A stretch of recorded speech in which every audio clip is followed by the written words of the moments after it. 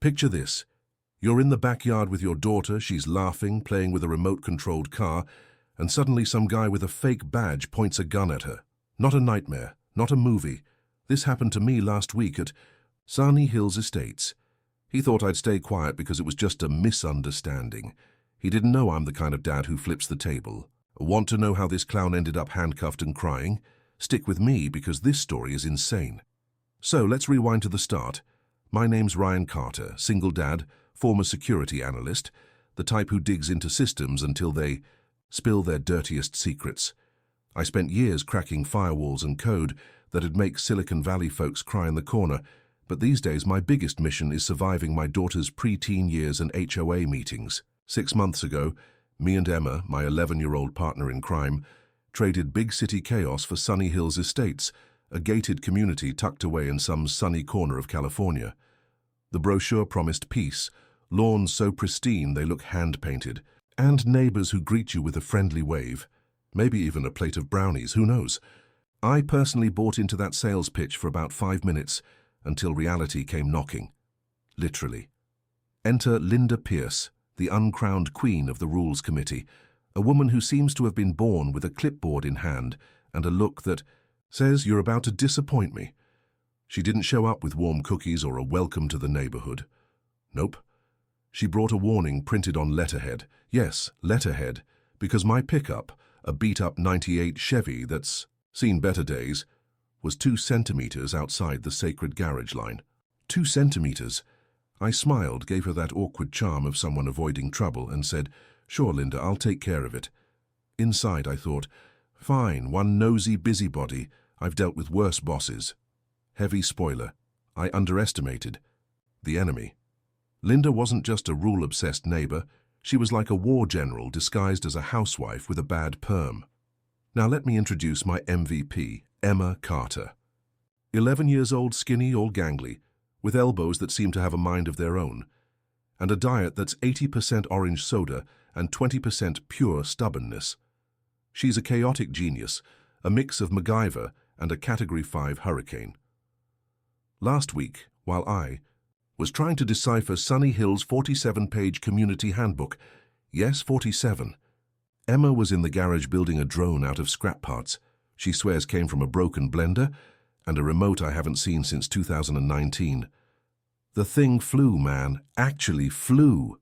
It got about 5 meters up before nearly decapitating the creepy neighbor from 14B's ceramic gnome.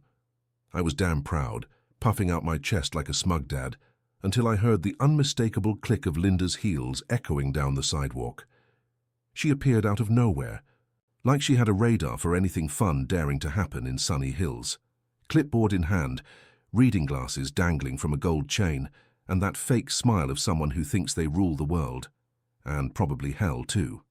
"Mr. Carter," she began with that syrupy voice that sends chills down your spine, "are you aware that unmanned drones violate Section 12, Paragraph 4 of the regulations?" I blinked. Emma took a sip of her soda like nothing was up, and the drone crashed onto the lawn with a thud. That's when it hit me. Sunny Hills wasn't the paradise from the brochures. It was a battlefield, and Linda Pierce was ready for war. The first warning came fast, like a poisoned arrow wrapped in gift paper. A letter taped to the door on Sunny Hills Estates letterhead, with that ridiculous golden palm tree logo read, "Unauthorized aerial activity detected at Lot 47. Translation, Emma's homemade drone, that flying Frankenstein, buzzed about 10 meters from Linda Pierce's porch and, by accident, I swear it was an accident, knocked over a geranium pot that probably cost more than my couch. Fine, $75. I read it, laughed so hard coffee shot out my nose, and tossed the letter in the trash. "Emma," I called as she disassembled the drone in the living room with a screwdriver, "keep flying, kid. Just aim better next time." She gave me a thumbs up without looking up, a strand of purple hair falling in her face. My girl. But Sunny Hills doesn't mess around. I thought the letter was the end of it. Just another of Linda's quirks to show who's boss. Sweet delusion. Tuesday night, while I was trying to convince Emma that broccoli isn't poison, the doorbell rang. I opened it and came face to face with 2 guys who looked straight out of a B-action movie. Black jackets, badges gleaming like mall cop sheriff stars, and an aura of thinking they intimidate just by breathing. The big one, wearing tactical gloves that screamed overkill, spoke in a rehearsed gravelly voice. "Mr. Carter, your property is in violation of Code 14B, improper use of recreational equipment."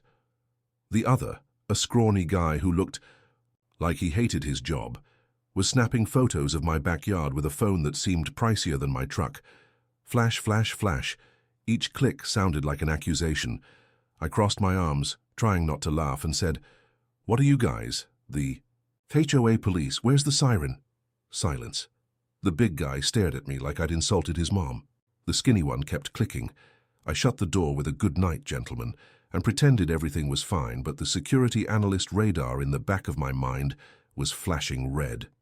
This wasn't just a nosy neighbor with a rule fetish. It was something bigger, weirder. That night, while Emma snored in her room with an X-Men comic open on her chest, I set up 3 Ring cameras I'd snagged on a Black Friday deal. I configured the notifications, tested the angles, and went to bed feeling like Sunny Hills was watching me as much as I was watching the world out there.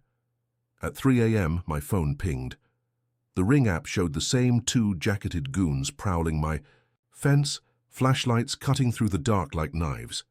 The big guy picked up Emma's skateboard, left out in the yard, and inspected it like it was a grenade. He turned it over, ran the light across every faded sticker. One of Spider-Man, another from a band Emma swears is legendary. Then he tossed it back down with a care that didn't match his thug face. The skinny one aimed his flashlight at my garage, mumbled something, and they both vanished into the morning fog. This wasn't a routine check, it was pure intimidation, the kind that sends a chill down your spine even with the heater on. I stayed up until sunrise, downloaded the camera footage, and reviewed it frame by frame on my laptop. Every move they made seemed calculated, rehearsed. As the coffee cooled in my mug, one thought hammered in my head. "Okay, Linda, you want to play? Let's play." Because if there's one thing I learned cracking systems and tearing down firewalls, it's that every lock has a flaw, and I was going to find Sunny Hills, even if it was just to protect my daughter's smile and her right to fly her crazy drones in peace. The next day, Linda Pierce was back, and this time she brought backup. A folder so thick it looked like a Boeing 747 maintenance manual, or the script for a bureaucratic nightmare. She stood on my porch, her little heels tapping the floor, like an apocalyptic metronome, and stared at me over her gold-rimmed glasses. "Second infraction," she announced, with a satisfaction you could feel in the air. Emma was seen operating a surveillance device. I blinked, trying to process. "It? You mean the $20 drone she got last Christmas? The one that barely takes off against the wind?" Silence. Linda didn't answer, just shoved the folder at me like it was an unarmed grenade. Inside, a $150 fine and a warning in bold letters. "One more incident and we'll call in the compliance patrol." I raised an eyebrow. "Patrol? You guys have an army now? Matching uniforms and all?" She gave me that smile, the kind that doesn't reach the eyes, the kind that says, "You'll see," and turned on her heels, leaving a trail of cheap lavender perfume and authoritarianism lingering in the air. Emma, my little rebel, didn't care at first. While I read the fine and tried not to crumple it out of sheer frustration, she was in the backyard, engrossed in a new project. A Lego catapult that launched marbles about 3 meters. A masterpiece of childish ingenuity. Harmless, right? I even smiled watching her adjust the angle with NASA engineer precision, her messy purple hair falling into her eyes. "Watch out for the neighbor's gnomes, huh?" I teased from the window while she laughed. That sound that reminds me why I put up with all this madness. But Sunny Hills doesn't let anyone laugh for long. That's when he showed up. Travis Boone, the first official soldier of the so-called Compliance Patrol. Tall, with a patchy beard that looked more like an accident than a choice, and sunglasses at 8 a.m. Who wears sunglasses at 8 a.m.? If not an 80s action movie villain. His badge gleamed on his chest like a war medal, and he didn't bother knocking. He just parked himself at the edge of the driveway, arms crossed, staring at Emma like she was Bonnie Parker, about to rob a bank with marbles. Max, my rescue mutt with a nose for trouble, barked first. A hoarse, warning bark that made the EO Hairs on my neck stand up. I stepped out onto the porch, already feeling my blood rise. Travis didn't budge. "Mr. Carter," he began, with a monotone voice that sounded rehearsed, "we need to discuss community safety. Your daughter is putting Sunny Hills at risk." I nearly choked on the coffee I was still holding. "With marbles? You're kidding, right? What's next? A fine for whistling too loud?" He didn't laugh. I don't think laughing was in the patrol's manual. Instead, he pulled a notepad from his pocket, scribbled something with a pen that looked too expensive for the job, and handed me a fine $200 for launching unauthorized projectiles. I read it, reread it, and felt a heat rising in my chest. I looked at Emma, who'd stopped the catapult and was staring at me from the corner of the yard, quiet, her big eyes a little lost. That hit me like a punch to the gut, not the fine, but the way she lowered her head, like she knew she'd become the target. I crumpled the fine in my hand, locking eyes with Travis. "Listen here, Boone," I said, low enough not to scare Emma, but firm enough for him to know I wasn't swallowing this. "My daughter's playing in her yard. If that's a risk to your precious community, the problem's not hers, it's yours." He adjusted his sunglasses, took a step back, and muttered something about standard procedures before disappearing around the corner. But the damage was done. Emma came inside dragging the catapult like it was a broken toy and asked, "Dad, did I do something wrong?" That question hurt more than any fine. I took a deep breath, forced a smile, and said, "No, kiddo, you're just being you. And that's perfect. They're the ones who'll have to deal with it." But inside I was already planning my next move. Linda and her patrol wanted war? Then war they'd get. Travis Boone came back the next day, but this time he brought company, a backup who looked more like a lost extra than a serious threat. The other guy was scrawny, with stick legs. Poking out of beige cargo shorts and a tactical flashlight, he swung around like it was a lightsaber. The two of them prowled the yard, while Emma set up a Hot Wheels track on the grass, totally focused, aligning the curves with a ruler she'd snagged from my drawer. I was in the kitchen, chopping onions for a half-decent chili, when I heard Travis yell, "Girl, step away from the equipment!" The shout cut through the air like a siren, and I dropped the knife in the sink with a clatter. I bolted to the porch, heart in my throat, and saw Emma frozen, a shiny blue Hot Wheels car, dangling from her hand, eyes wide. "Hey, what's your problem?" I growled, bounding down the steps so fast I nearly tripped over my untied sneaker. Travis turned to me, his sunglasses reflecting the afternoon sun, and replied with that rehearsed voice that was already getting on my nerves. "Safety inspection. That device violates the recreational use regulations for Lot 47. I blinked, looking from the car to him, trying to figure out if this was a bad joke. "Device? It's a $5 Hot Wheels car, you idiot. What's next? A fine for breathing off rhythm." The scrawny guy stopped poking around the yard and pointed his flashlight at me like I was the suspect. But Travis stepped forward, puffing out his chest. "Mr. Carter, I suggest you cooperate. If you or your daughter interfere, we'll have a problem." My blood boiled. "If you get near my daughter again, Travis, I'll call the real cops, not this puppet patrol of yours." He stared at me for about 5 seconds, jaw clenched, and I saw a flicker of uncertainty in his eyes. He knew he was bluffing, but he wasn't backing down in front of his lackey. Finally, he grumbled something about noting this, and stomped off, the scrawny guy stumbling after him like a dog without a leash. That night, while I was trying to convince Emma to eat the chili, "Dad, onions aren't food, they're punishment." The Ring cameras pinged again. 2 a.m. I grabbed my phone and saw Travis on the screen, filming my house with his own phone, the flash blinking like a broken lighthouse. He swept the lens over the garage, the living room window, even the trash can. Seriously, the guy was obsessed. And there in the background at the street corner, Linda Pierce watched it all, arms crossed, her perm swaying in the night breeze. So under the streetlight, she looked like a B-movie villain, like the head of a suburban cult waiting for the moment to sacrifice someone on the altar of compliance. I saved the video, my chest tight, and thought, this isn't just about drones or toy cars anymore. It's personal now. At breakfast, Emma was quiet, stirring her cereal with the spoon like it was a school assignment. Suddenly, she looked up and asked softly, "Dad, did I do something wrong?" Her voice trembled, and it felt like a knife to the gut. I dropped my coffee, knelt beside her, and said, "No, kiddo, you didn't do anything wrong. They're the ones who are wrong. So damn wrong. You're the best thing in this crazy place."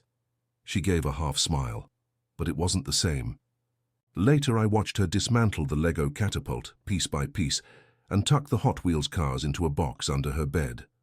My girl, who built entire worlds out of scrap and dreamed big, was scared. Scared to go out to the yard. Scared to be herself. And that made me boil. It wasn't just anger. It was something hotter, sharper, like a live wire ready to set everything ablaze.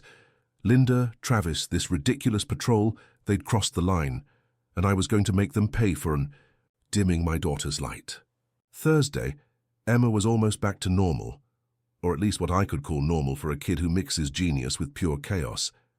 She convinced me to let her test an RC car she'd found at the back of the closet, a dusty thing she swore she'd fixed herself. The contraption had a horn that sounded like an angry duck with an identity crisis, loud, shrill, and hilarious as hell. We were in the backyard, me with a warm beer in hand, her laughing as she made the car do spins on the grass. For a moment, with the sun on my back and that mechanical duck noise filling the air, I forgot all the drama. Linda, Travis, the stupid fines. It was just me and my girl, laughing like Sunny Hills really was the paradise the brochure promised, until Travis showed up and turned the moment into a nightmare. He didn't come strolling in this time like the puffed-up lackey he was. He ran, black boots pounding the ground with a sound that seemed to echo in my ribs. I saw it before I heard it. A gun, black, heavy, swinging in his right hand like an extension of his arm. The guy had lost what little sense he had left. "Girl, drop it now," he bellowed, his voice slicing through the air like a blade. Emma froze, the remote control, a cheap plastic thing with a blinking light, trembling in her hands. I jumped in front of her so fast I knocked over my beer, the liquid soaking my sneakers. "Put that gun down, you lunatic," I yelled, heart racing, fists clenched. Emma shrank behind me, the RC car still buzzing on the grass, the angry duck letting out a pathetic quack. Travis hesitated, his sunglasses slipping down his sweaty nose, but the barrel of the gun edged up a bit higher, pointing somewhere between me and the sky. "This device is a threat to community safety," he barked, like he'd rehearsed the line in front of a mirror. I almost laughed at the insanity of it, but the fear in Emma's breathing kept me steady. "It's a toy, you idiot. A remote-controlled car that sounds like a duck. What's next, arresting her for blowing soap bubbles?" He blinked, his finger tense near the trigger, and for a split second I thought he might pull it, not out of bravery but sheer stupidity. Emma was shaking behind me, still clutching the remote, and I felt her warmth against my back, the weight of being her shield. Then I heard the sirens, sharp, real, cutting through the afternoon, like a promise of justice. Red and blue lights. Spun around the corner, tires screeched on the asphalt, and 2 county patrol cars screeched to a halt in front of the house, with a squeal that sent Max barking like crazy inside. My brother Jake Carter, county sheriff and the kind of guy who doesn't let anyone mess with family, stormed out of the first car like a hurricane in jeans and a badge. 6 feet tall, full beard, and a glare that's made drug dealers confess, just to avoid facing him again. "Drop the weapon now," he roared, hand on his holster, eyes locked on Travis. The patrol idiot stammered, the gun wobbling in his hand. "This is an HOA operation. I have authority here." Jake took a step forward, his voice sharp as steel. "You've got 3 seconds to drop that crap or I'll make you eat that ridiculous badge." 1. Travis swallowed hard. 2. The gun hit the grass with a dull thud, and before he could blink, 2 burly cops tackled him like a sack of potatoes, his face planting into the dirt. Emma clung to me, her skinny arms squeezing my waist, the remote falling to the ground with a click. I pulled her close, feeling her heart pound against my chest, and looked at Jake as he cuffed Travis. "Thanks, bro," I muttered. He nodded, a half smile slipping out. "You owe me a beer, and a decent chili this time." Travis groaned, on the ground, mumbling something about regulations, but no one paid him any mind. I knelt to face Emma, wiping away a tear she didn't even know she'd shed. "It's okay now, kiddo. He's not coming back." But as the cops dragged Travis to the car, I saw Linda at the corner, clipboard in hand, watching it all with that cold stare. She didn't run, didn't yell, just turned and disappeared down the street. And there, with Emma clinging to me and the duck horn still quacking in the background, I swore this wasn't over. They'd messed with my family, and now I was going to take this circus apart, piece by piece. Travis was handcuffed, thrashing like a pig at the slaughterhouse, screaming it was all a setup as the cops shoved him into the patrol car. "You don't get it, I have rights," he yelled, his voice muffled by the glass. I almost laughed, but the bitter taste in my mouth wouldn't let me. My gaze cut down the street to Linda Pierce, standing on her porch, phone in hand, filming, everything with a calm that chilled my blood. She looked like a statue, her perm untouched by the breeze, as if this were just another day at the office. I left Emma with Jake for a second and marched over to her, my chest burning.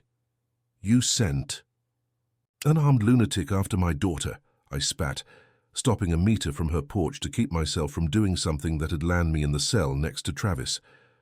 She lowered her phone slowly, her cold eyes staring at me over her gold-rimmed glasses. "He overstepped," she said, her voice smooth as oil.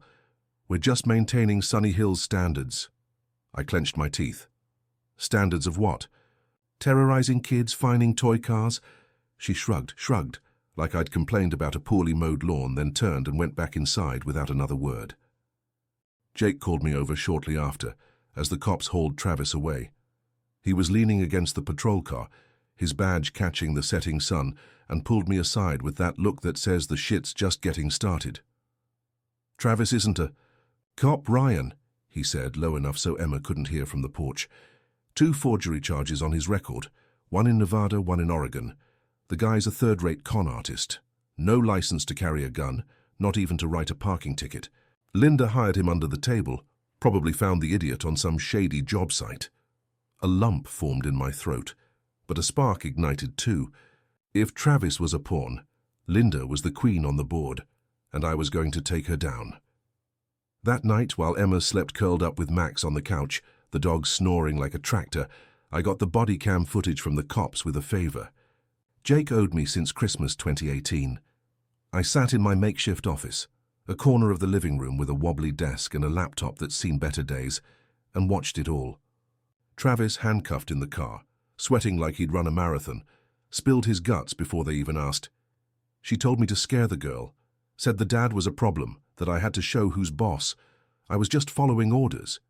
His voice shook, but the words hit like bricks. Linda wasn't just a nosy neighbor with a control fetish. She was a cold-blooded criminal orchestrating a terror show against my family. My stomach churned, but my mind was already shifting gears. I didn't stay quiet, I'm not the type. My past as a security analyst didn't die when I hung up my badge. It just went dormant, waiting for a reason to wake up. I called in my old contacts, an ex-IT colleague who now digs into systems for the FBI, an auditor who owed me a favor since a chaotic 2016 audit, and an ethical hacker named Dex who lives off cold coffee and digital revenge. Within 24 hours, we had pure gold. The HOA's digital receipts were poorly encrypted, amateur stuff that made me laugh as Dex breached their server in a blink. Linda had siphoned $20,000 in fines into a personal account under her aunt's name, an old lady who didn't even know it existed. Fake emails, sent from an IP tracing straight to her home Wi-Fi, authorized Travis to neutralize threats. The patrol badges, printed at a cheap downtown shop, paid for with her card. And the best part, written orders for Travis to terrorize not just us, but other families. Fines for bikes in the garage, non-compliant grills, even a dog that barked off-key. Sunny Hills was rotten, and Linda was the cancer at its core. I saved every file, every piece of evidence, in a folder labeled Checkmate. As the sun rose, I looked at Emma sleeping. Her face relaxed for the first time in days and felt the weight of what lay ahead. Linda thought she ruled the board, but I knew the rules of the game, and now I had the pieces to flip the table. I didn't fight alone. You can't take down a monster like Linda without backup. The Millers from Lot 22 and the Lopezes, From Lot 19 teamed up with me in an impromptu meeting in the Miller's garage, between crates of warm beer and crooked beach chairs. We were done. Their daughter, Sofia Lopez, a 9-year-old with braids and a smile that lit up everything, ended up in the hospital after Travis smashed her drone with a baseball bat. A bat, seriously. And she fell running, twisting her wrist and gashing, her knee on the sidewalk. Her mom Carla cried as she told the story, and her dad Miguel slammed his fist on the table. The Millers had their own tales, fines for uneven grass, and a warning about their daughter's swing that swung too high. Sunny Hills wasn't a community. It was a dictatorship with well-manicured lawns. We hatched a plan. Civil action, harassment, child endangerment, fraud. We threw everything we had. I pulled the evidence I'd gotten with Dex and my contacts. The Lopezes hired a pit bull lawyer who loved lost causes, and the Millers called the press. Within 2 days, the story blew up. Sunny Hills HOA turns into suburban nightmare, screamed the local paper's headline, with a grainy photo of Travis in cuffs and Linda looking like she'd just swallowed a lemon. The TV station sent a van with a blonde reporter who seemed straight out of a reality show, shoving mics in the face of anyone who opened their door. Linda locked hers, curtains drawn, lights off, like she could hide from the tsunami she'd unleashed. But Jake, my sheriff brother and capeless hero, didn't let it slide. With a warrant in hand and a smirk on his face, he busted down her door on a Saturday morning, the sound of splintering wood echoing down the street. Inside her house, her chaos was laid bare. They found a list, a damn list, in a hardcover notebook, handwritten in purple ink like it was the diary of a teenage psychopath. 92 Sunny Hills addresses, targets marked with codes, creative risk, excessive noise, visual disorder. My name was there, underlined twice.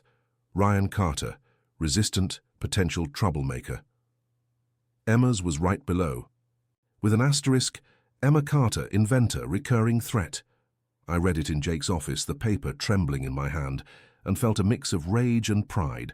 My girl, an 11-year-old threat, because she was too brilliant for Linda's. Mediocre little world. She tried to explain herself, of course, gave a pathetic interview to a local radio station, her shaky voice trying to sound dignified. I just wanted order, a place where rules were respected. Is that a crime? No one bought the act. The crocodile tears didn't stick with the $20,000 in siphoned fines, the fake emails, and the orders for Travis to terrorize families.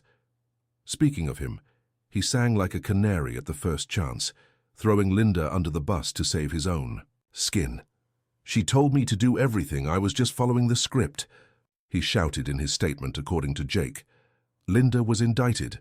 Conspiracy, fraud, child endangerment, a trifecta that'd keep her tangled up with lawyers for years. The HOA crumbled like a house of cards in a windstorm, dissolved. In an emergency meeting where residents booed at the mere mention of her name. But I didn't stop there. With the Lopez family's lawyer, I made sure to land the finishing blow.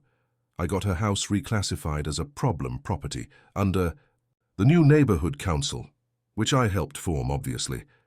Now she faces endless inspections, plumbing, wiring, even the angle of her roof. Every month an inspector knocks on her door with a smile and a clipboard, and I know she hates every second of it. Poetic, right? Meanwhile, Emma's back in the yard, the drone soaring high, the catapult launching marbles, the RC car quacking like an angry duck. Sunny Hills isn't perfect, but now it's ours, and Linda Pierce will never forget who sent her packing. Emma's building again, and how. Yesterday she dragged me to the yard with that glint in her eye that says, "Dad, you're kind of a freak." There it was, the Defender Mark III, a makeshift Nerf turret, rigged together with PVC pipes, duct tape, and a little motor swiped from a broken fan. The thing fires darts in short bursts. We tested it on an old soda can that turned to scrap in 3 seconds, and even has a secret compartment for Cheetos, because, in her words, an inventor needs fuel. She aimed the turret at the sky, flashed a crooked grin, and said, "For the next time they try to find me." I laughed, ruffled her purple hair, and replied, "They're not coming back, kiddo. We won this one."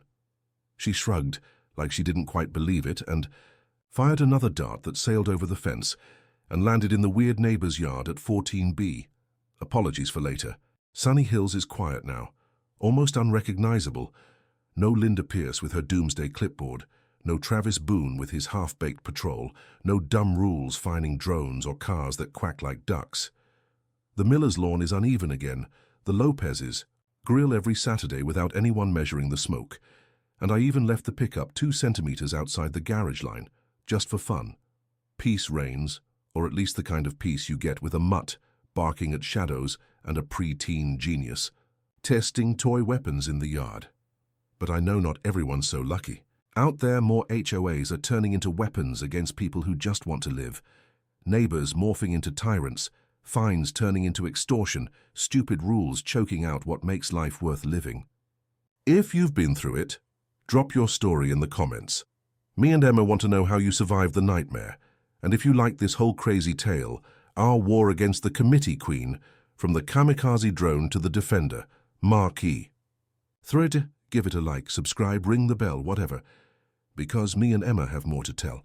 Sunny Hills might be at peace, but my girl's always one loose screw away from a new adventure. And I'm here to narrate every second, Cheetos.